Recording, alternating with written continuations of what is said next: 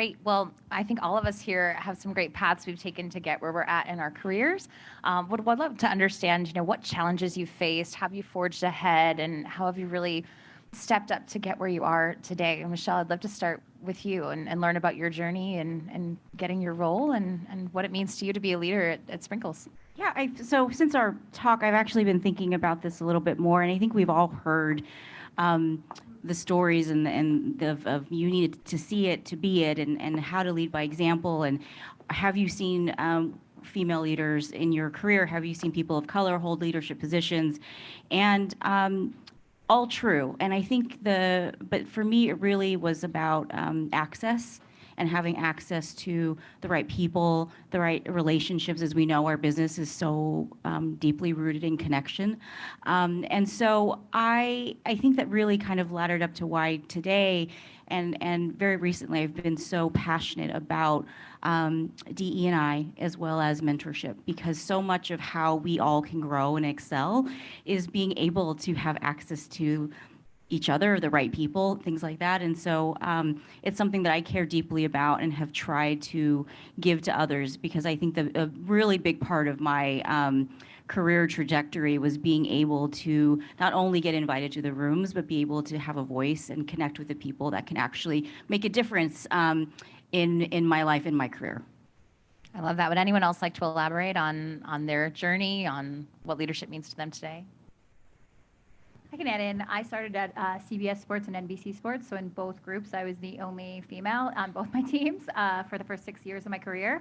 For those of you who are familiar with sort of the linear space, there are certainly a lot of women in executive positions. Joanne Ross at the time was the president of CBS. I had worked with Linda Yaccarino when she was at NBC, so there were certainly images, to your point, of powerful women, but maybe not necessarily in my division and in my department. And I think it took a lot as a sort of someone new in their career to seek out mentors that weren't associated directly in my group. So I think as a piece of advice that I can share, maybe likely better suited for this room as folks who are more senior in your careers, is to find maybe those more junior women in your teams that or on other teams that maybe you don't work as closely with, and seek them out and try and make them feel comfortable to talk to you and maybe have shared lived experience that others in their team may not have, and that's for all senses of identity, right? There are people who look like you, who have maybe a similar, life stage, lifestyle, orientation, whatever that looks like, and seeking them out is likely the biggest kindness, and you never know what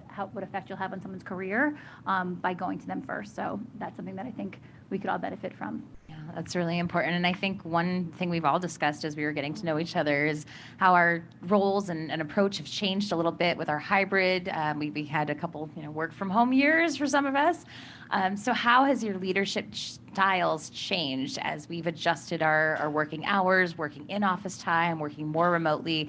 Leslie, I'd love to start with you for your thoughts on It's hard to believe it's been already over 3 years since we entered that very unknown space. Yes. And I would say for me, it wasn't even a change. It was going deeper on things like empathy and really trying to take the time to understand what people were going through.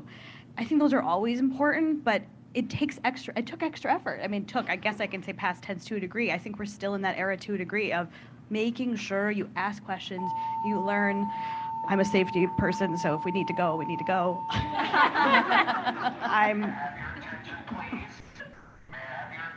Yes, we are listening. We've determined the alarm activation to be false. This has been a false alarm. We apologize for this inconvenience. We will reset the system when allowed to by FDNY. Okay. Once again, this has been a false alarm. The system will be reset once FDNY gives us approval. We apologize for this inconvenience. Thank you for your patience and understanding.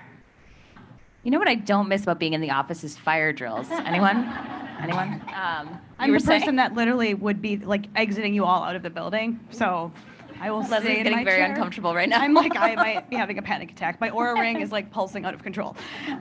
All I will say to end that question is ask questions, check in on people, and just do the extra mile. Go a little bit further, and maybe if you're sensing something, one of the things we can talk about a lot as women or humans, our gut's usually right. And when you have a gut feeling about a person on your team, someone that needs an extra hug, an extra minute, maybe just even extra training or coaching or a check-in, do it, because it's harder to see that when you're not with people physically.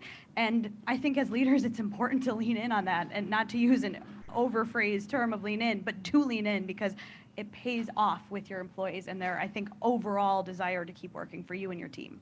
Yeah, and I think just the being able to see people in person and the things you pick up as you're in a room or overhearing a conversation could be so important. So finding ways to still connect with people at all levels, up and down, just really does help with growth. I know one thing that our team at IZEA championed was doing a women's leadership book club, where we've been reading a book called How Women Rise throughout the past year. And it's everyone from our legal team to our engineers to junior and senior staff all participating and reading these stories about women growing. And that's just been a fun thing for us to, have another bonding experience with people we work with, but also get inspired to, hear different stories and motivational tips. Anything else working for those others on the panel that you want to chime in before we go to the next points? Yeah, I actually, I'm going back to your first topic around, because I'm sorry to be a deviant, but I thought that was really interesting. I wanted to offer a little bit of a different perspective because, listen, I always tell my team, I'm not the smartest, right? My career wasn't easy, and I've always had a lot of setbacks along the way. But I thought what was great for me, which is why I do think eventually it gets to mentor and meeting the right people and figuring out how you hustle and have the heart to add to, whatever you guys have. Because I never really figured out my career. It was pretty much just experiences that I loved collecting. I was always curious. So I would just say my advice would be, like, don't be afraid that you don't know where you're going. I'm blessed to come to this place. I will never take it for granted in terms of my career, but I never quite figured it out till like late in my career. But because of the experiences I've collected along the way, just because I love and I'm curious about what I do every day, I think that's how I got here, and that's how I want to inspire people and teams too. That there's no magic formula to developing your career. Just do what you love, and the rewards will come. And then the mentors and the guidance that they give, that you acquire along the way as well, will help you just get more clarity along the way. It's kind of how I see it. Yeah. And one thing we talked about for standards that were held weren't built for today's world, whether it's built for today's women, whether it's built for today's anyone. Would love to hear your thoughts on that and how you've navigated maybe reporting to standards that weren't quite designed for how we're working today. Yeah, so I really admire women in leadership. I've also learned, just good behaviors and bad behaviors from any leader, right? Regardless of, where you come from. And so for me, I don't know, I sit into conversations, and you have to be authentic to who you are. I can relate to everything everybody's saying, but for me, I never felt like I was a minority. I never felt like where I was a female leader or, or looking at someone who's a male. I just did what I loved. I appreciated, everything that came my way. I think if you have a value-based approach in leadership, that's what's most important, right? Because I think it helps you make decisions with clarity and helps you say no more often to what you don't believe is the right thing to do. So for me, it may sound really simple and so easy, but I just live by my values, and that just allows me to lead my teams in certain ways, learn from people in certain ways, and just everybody getting just better every day. That's kind of, I feel, I subscribe to. Yeah. That's great. And speaking of that authenticity, I know we've all touched on how we've really tuned into ourselves to grow and have that be what we're expressing. Leslie, I'd love to hear from you here. What are some ways that maybe you went with your gut, might not have been the norm or what was expected, but it works? I would say, just on this topic of authenticity, for me, it's about being emotional and being emotional at work and how that comes through, because I have found that as I've grown up in my job, and I've been lucky enough to be at Unilever for 16 years, and I've grown there, I was very fearful at the beginning of being myself. And I came from a farm in Wisconsin and didn't have much, and I showed up in New York, and I'm like, oh, I'm in charge of this brand. Cool. I need to kind of conform to the way in which I thought the standards were for being a woman, being a business person, a brand marketer. And with that was a fear of using emotion at work and a fear of using who you are underneath. And I think as I've gotten older, I've actually learned that one of my superpowers is emotion. And when you use it properly, it actually is a huge gateway to empathy, connection, vulnerability, and followership. And I think if I had one secret here, it's not even a secret, it's just if you get people to want to be around you, you're going to get the best work. And if you can do that by being yourself in a real, not fake way, I'm still waiting for the fire alarms to go off. Then I think that's the secret sauce for me. So I guess I really had to land. Authenticity for me is about being okay that emotion's not a bad thing. It's a real thing, and we should be okay with that. I think what's interesting about those two answers as they play on each other is the idea, though, that like if I told you we have an amazing leader, she's so emotional, all of you guys would be like, I don't, I think the way that potentially standards and leadership were set up by a group of people that may not have had a lot of women in that room was stoicism was great. You were fearless, you were stoic, you were steadfast. There are terms that may feel maybe inherently masculine and maybe in a modern society not rightfully so, but traditionally were masculine. So then if I told you someone was emotionally went with their gut, like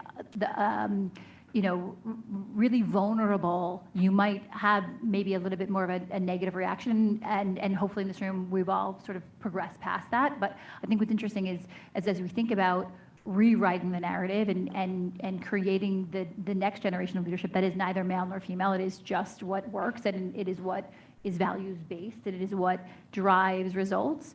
We have to sort of be comfortable examining, dismantling, and deciding what values work for the future and not what it was or what it can be and create together.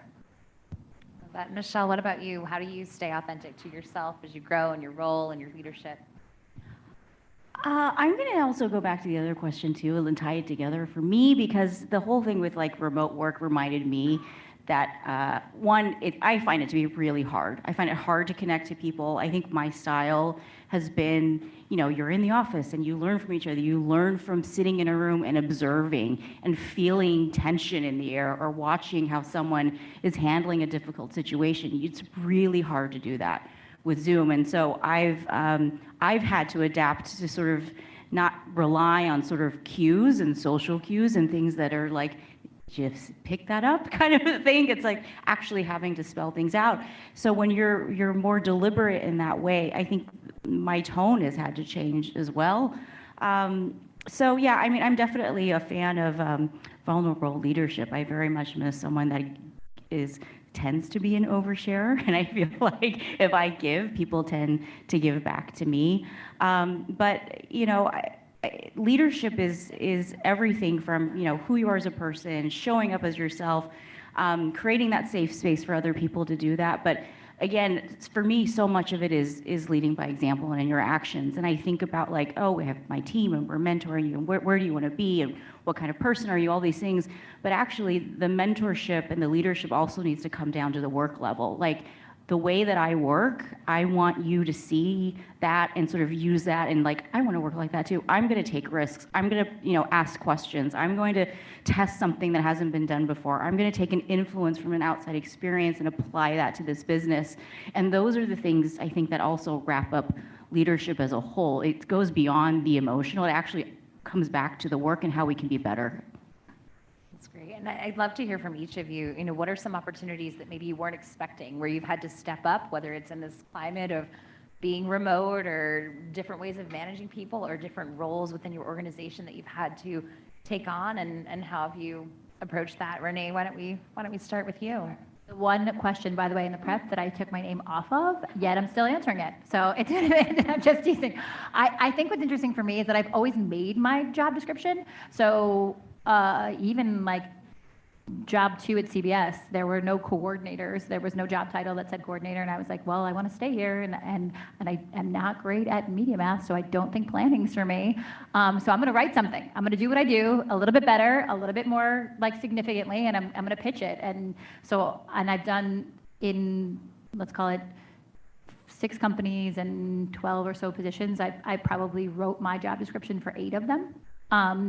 And it comes from seeing the need. So you're in a job for a period of time, you see what you're doing that wasn't in your current job description, and you see where the company could benefit potentially from those, tasks or responsibilities being picked up and attributed and cared for, and putting them together in a way that feels comprehensive and that can contribute. And so I think for me, an interesting path is to say, like, you don't have to see the path in order for it to be a path for yourself. So taking that risk, volunteering for things all the time, and then saying there's a job there. Like if we constantly need to volunteer to do that, then there's probably a need state for that. So I think that's one of the more interesting things that I've noticed sort of serendipitously in my career, is the ability to make job descriptions based on contributions I feel like the company could benefit from, and working with, insightful and compelling leaders and HR departments who are willing to work with me and figure it out. I just learned something. I'd like tips on that. I really would like tips on that. My perspective is a little different in that I have found at a big company like Unilever, we're a big company. We've had to make changes. We are looking for ways to optimize a lot of things. I have 4 jobs right now, and I'm trying to find the positive in it because I know it's there, and there are things I love. And similar to Renee, about 8 years ago, I decided to push the digital agenda at Unilever because I felt when I looked across the industry and at other comparable categories, we were doing nothing, and pushed it and got a job out of it. But in the end, I think my advice, and actually I have not taken this advice yet, so I'm going to say it out loud to manifest it. I think it's really important to also set boundaries when you have a lot of jobs, because we are in an area of extreme ambiguity, extreme push on revenue and bottom line and all the lines. And it is hard to sometimes find what, one, you actually want to do, and 2, to make sure you're not literally driving yourself into a hole from burnout. And so I am trying to do that right now, very truthfully. And I think the positive is I've learned so much from doing a couple of really big jobs, but I also recognize that that can come with consequences. And that is your personal choice to kind of make sure you're setting those boundaries. But check in with me next year, see how I'm doing. But I think the win is you learn a lot, but you also have to make sure you're taking care of yourself, because all of our companies want more out of us every single day. I think we're all just going to morph into the same person at this point. So I started my career in advertising. The first piece of advice I got was just raise your hand for everything you can do. And for me, it was great that I got to learn so much, but the idea was the more involved I was, the more people would notice me. I would gain visibility in the company. It's something that I've always struggled with, like see me and see the work that I'm doing. On top of that, people start asking for you. People were like, well, why isn't Michelle on this project? She was on the other thing. And so I think because of that, I've carried that throughout my career. I haven't usually, if I do find myself in a position where I don't know what's going on, I kind of revel in it. I think that agency people too are incredibly resourceful. And so I like being able to figure it out and force it to figure it out. But also agree that I'm the last person to talk to. I have no boundaries. I'm like on my phone all the time. I don't believe in work-life balance. I'm about work-life integration. You have to love what you do in order to perform and work at the level that you need to work at, depending on where you want to be in your career. And so, but I'm only able to do that because I care about my work. I care about my brand's values. I care about the work that I'm doing creatively. But it does take a lot to do those things. All that, and I do think the one job that I didn't expect, because when companies try to sell you, and so you have to interview the company as well really well to understand the culture that you step into. In the last few roles I've been in, it's always about change, transformation, and building capabilities, right? And I love all that, and those are sexy words to me. But the one thing I didn't realize in taking a job or jobs like that is it comes with people and talent management, big time, right? In, out, and up, right? And so the out part is challenging because it's almost the first 1 to 2 months when you go into any organization that goes through change, you have to lead that. So for me, that was unexpected the first time. Second time, a little bit more used to it. But where I think the difference is, in my experience and what I've learned through that unexpected task is, or initiative is, you really need to know the culture of the company you walk into, because one company that I led change and transformation, it was odd to me that my manager at the time did all the promotions, and then I had to bring the bad news, with HR. And so for me, I didn't mind, because you sign up for anything, right? But I think that didn't set me up for success off the bat with the team. The one thing though, in another organization that I went to, where to lead people in change management and process, was my manager said, how can I help you, and can I work with you to deliver the news? And I'm like, no, it's my responsibility to take it on. But the support that I got made me realize that if you want to truly drive transformation and change, and people is a part of that, you need to make sure that your manager and the organization, whoever supports you, is thinking about how you are the catalyst for change and not the crutch. And I think for me, through that unexpected, I guess, experience, that was the lesson I got, and it helped me be a better manager and leader too, because that's how I want to make sure whoever I bring in to drive transformation and change, I set them up for success, thinking through that lens. Doesn't have to always just bring the bad news. Yeah, well, geez, yeah. No, but the way you even approach bad news, right? Right. And how you support your team, that's so important. Yeah, that's a good learning. Well, I have one more question for our panelists, then we'd love to open it up to questions from our group. But I would just love to hear from each of you, as you've got people in the audience here, if they're just starting out or maybe just looking to make a change in their career, what's one piece of advice you would give for pursuing that growth? Claudine, I'll start with you. We'll go right back down. I would, run with the theme that everybody's been saying. I would say just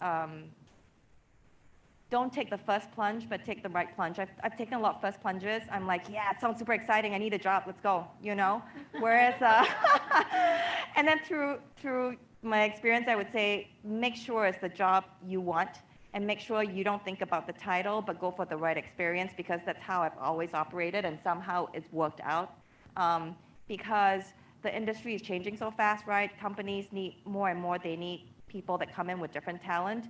If you're stuck in the past or in one area of expertise, it's hard.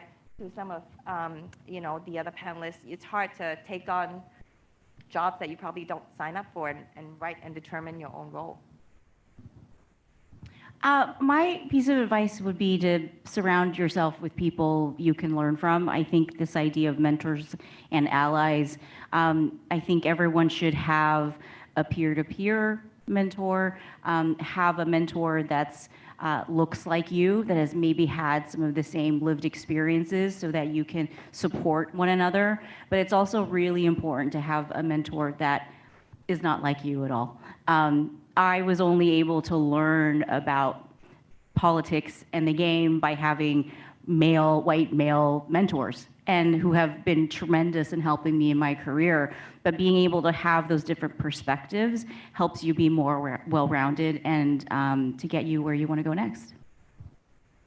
I'll build on that and say, as you build your network, your friends, one of my closest friends is here, and I think of our amazing journey together as just a peer set, because we lived through a lot of things together, which means that we know each other. So when things happen and you need real advice, that person actually can offer you something that no one else has, because they've been on a journey with you and they actually know how you react. They know how you behave. And I think I also am a fan of unbiased therapy for a different reason, but sometimes you need someone that just is like, no, you're not crazy.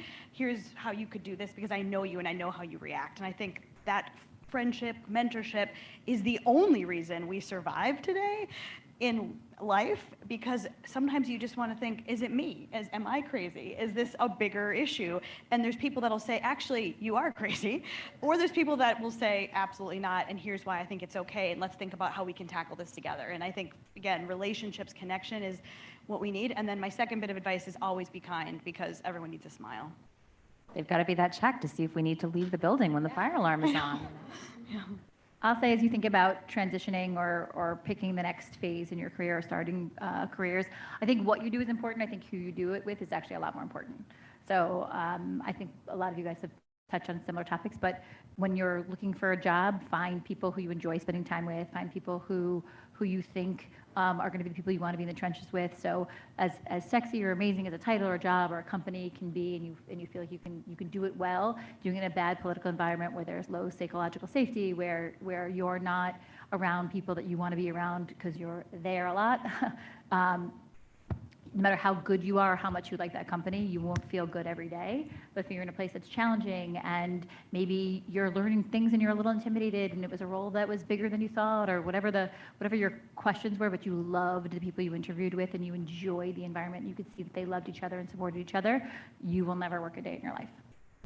I love that. Well, what questions do we have for our panelists? Anyone?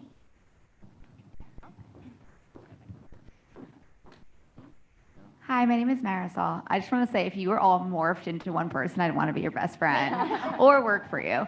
I have a question for each of you. There was a lot of talk about value-based marketing or representation. And so if each of you could assign a word to your value base for either your personal brand or the brand that you work for, what would it be? Kindness. I thought it was going to be mayo. I mean, that's a different way to answer the question, but. Equity. Candor. Kindness is mine. I think you can take it. It's okay. It's okay. I can come to it. Like empathy. I think like really. I've had I fractured my kneecap this year. I've had a bunch of other surgeries. I have 2 small children. Like there's so much unseen trauma in people's lives. I think approaching everybody with a sense of like I don't know, but you're probably going through something, and so I'm going to treat you with all the love and kindness in the world because that'll get the most out of our connection. Said. Thank you, ladies.